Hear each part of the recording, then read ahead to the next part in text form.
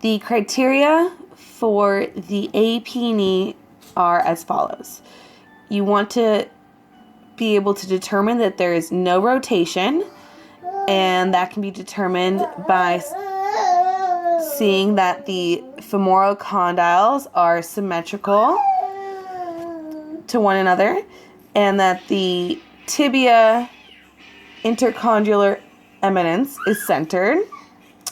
You also want to see slight superimposition of the tibia and the fibular head, and that the patella is completely superimposed with the femur. Also, you want to be able to see the open femoral tibular space and that there's equal width on both sides.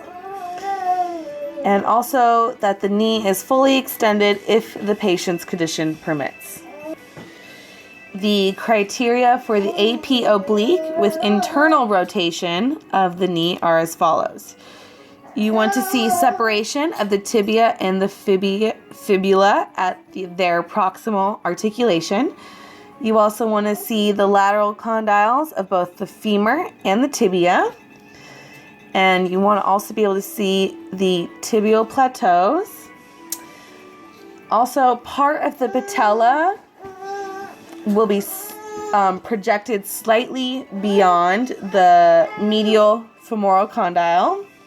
And you want to see that the knee joint is open. The criteria for the lateral knee is as follows.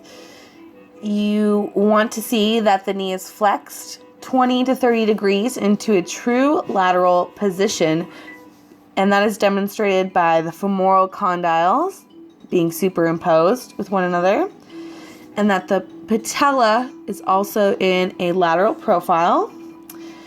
You want to see the open patellar femoral joint and also an open joint space between the femoral condyles and the tibia. The criteria for the tangential projection of the knee, or also known as a sunrise, are as follows. You want to see the patella in profile, and also the femoral condyles and the intercondylar sulcus is demonstrated, and that the patellar femoral joint space is open. The criteria for an AP axial or a tunnel view of the knee are as follows. You want to see an open intercondylar fossa, and you will also want to see the posterior inferior surface of the femoral condyles. You also want to see that the intercondylar eminence and the knee joint space are both demonstrated. You also want to see that there is no superimposition of the fossa by the patellar apex. And to determine that there is no rotation, there should be slight overlap of the tibia and the fibula.